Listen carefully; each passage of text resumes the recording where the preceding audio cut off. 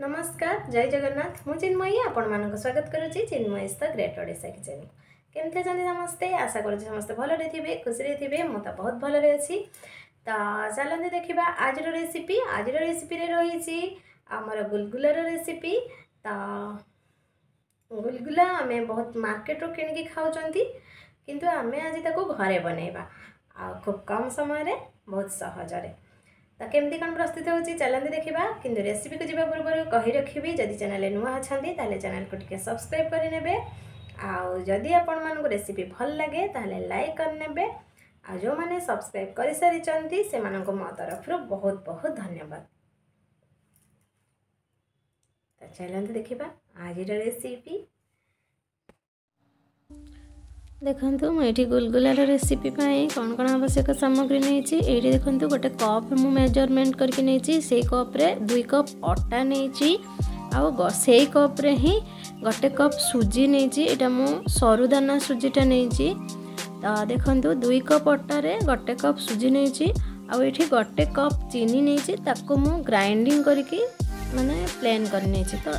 Plane करने कौन हम कि तार पाउडरटा बनने तो आमको गोलेबारे सुविधा हम आठी पान मधुरी मु 2 चम्मच नहीं आठी देखु आपड़ खाइबा सोडा नहीं पारे ना बेकिंग पाउडर नहीं पारे कि मुझे इनो नहीं हाफ चम्मच तो यहाँ नॉर्मल इनोटा तो आठी मु 3 ରୁ 4 चम्मच सनफ्लावर तेल नहीं तार खास्ता बनवाई गुलगुलार खास्ता तो ये देखो हाथ में मुझे भल भाव गोले नौची तो यहाँ से पर्यंत आम गोलेबा जे पर्यंत हाथ को एमती मुठा करें मुठा होगी न रटाटा तो ये देखो मत यहाँ गोलेबाटा ही तार मेन प्रोसेस आईटा मत टे टाइम लगी माने 5 मिनिट पाखापाखि मुझे भल से मिक्स करी तेल आउ जो चीनी रो गुंडटा आउ सुजी अटा ये सब को भल भाव में मिसेकी देखते एमती टेक्सचर आसवा पर्यंत आम भल से गोलेबा ये देखते मुझे मठा करनी हाथ में धरला बेलू यहाँ भांगी जामती जस्ट तो एमती ही टेक्सचर आसवा पर्यंत आप गलेबे तापर मुझे अल्प अल्प पानी नहीं गलाई नौची आईटा पानी नहीं गलैला बेले देखिए माने टिके पानिया पानिया रहिबो माने पतला रहिबो जिनसटा डोटाक तो पतला रहिले आईटा को आम 10 ରୁ 15 मिनिट पर्यंत गलई सारिकी तार पतला डोटा को गोटे घड़ना घड़ाई छाड़ीदे 10-15 मिनिट पर्यंत जेहेतु आम इन पकई आप इन पकातु कि खाइबा सोडा पकातु कि बेकिंग पाउडर पकातु जहाँ भी पकातु ये सब गोल 10 ରୁ 15 मिनिट रखीदे घड़ना घड़ाई रखी सारा जो पतला डोटा होता देखिए तार पूरा सेट हो जाइथिबो टाइट हो जाइथिबो आमर 10-15 मिनिट पर ये देखो मुझे घड़ना घड़ाई रखीदेली तो तापर देखा आम नेक्स्ट स्टेप रे कौन मुझे कड़ाई तेल नहीं आठी घड़ना काढ़ी देखी नहीं देखु माने टाइट हो जाइए आठी मु तार डोटा को आमर गुलगुलार सेप देवाई हाथ में टे तेल नहीं जाइए तेल टे हाथ में लगेदेले कौन हम कि आउ तार डोटा हाथ में लगे ये देखो केते सुंदर सेट होगी आउ गोल गोल हो जाउची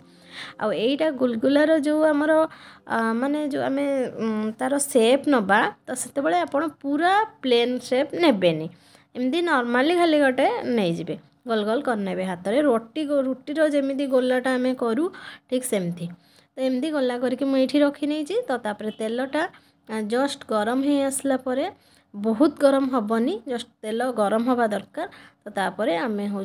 गोटे गोटे गोलगोला को जो सेप देकी रखी ताको आम गोटे गोटे छाड़ी नवा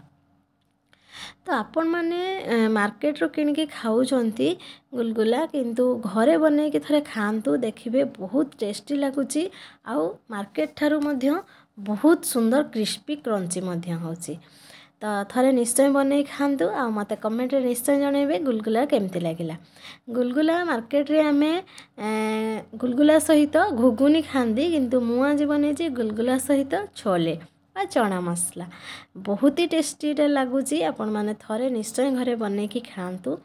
आ देखंतु एठी हमर गुलगुलाटार कलर टिके टिके हे आसलानी तो आमे ताकू अल्टे नबा एपट सेपट करि नबा तार कलर आसवा जाए। आ देखंतु गुलगुला फाटिबा भी स्टार्ट हो जाइए। देखंतु एई टिके टिके टिके टिके फाटिबा स्टार्ट हो जाइए। तो एमती पूरा माने मीडियम रु आहुरी लो करिवे हमर गैस रो तार आंचटाको। तो कलापर से धीरे धीरे भितर पूरा हम टिके समय अधिक समय पड़े कौन हम कि तार भितर सीझीज गुलगुलाटा। आ देखो केते सुंदर सब फाटी जाइए, क्राक सब आसी जाइए गुलगुलार। तो एमती आम ताको एपाक सेपाक कर नबा जमती सब पट ठीक से हो। आ कलर भी देखो केते सुंदर भाव में आसी जाइए। तो एमती करी आमे कौन करवा ना देखिए पूरा भल से सब पट हो गला परे आमे ताको छाणी नबा। ये देखो केते सुंदर भाव में गुलगुला आमर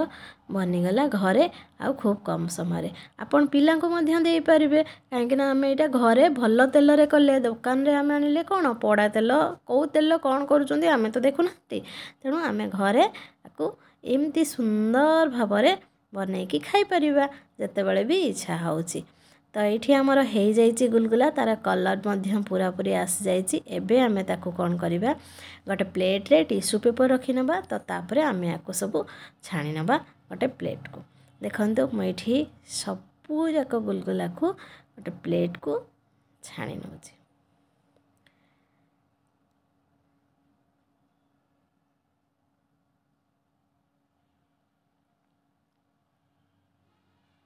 यही देखंतु आमर छणा हो गला। तो एबे आमे कौन करवा ना तार जस्ट टिके ठंडा है परे मु गोटे माने पिला को टिफिन रे मध्य दे परिबे आपण चाहिए। बहुत इजी सांगे सांगे हो जाउछु। मु एठी गोटे टिफिन बॉक्स रे रखी नहीं ठंडा हेबा पई। तो देखंतु भांगी की देखैछि आपण मानको केते सुंदर क्रंची हेछि और बहुत क्रिस्पी मध्य हेछि। तो देखंतु एठी मु गुलगुला सहित चना मसला रखी नहीं।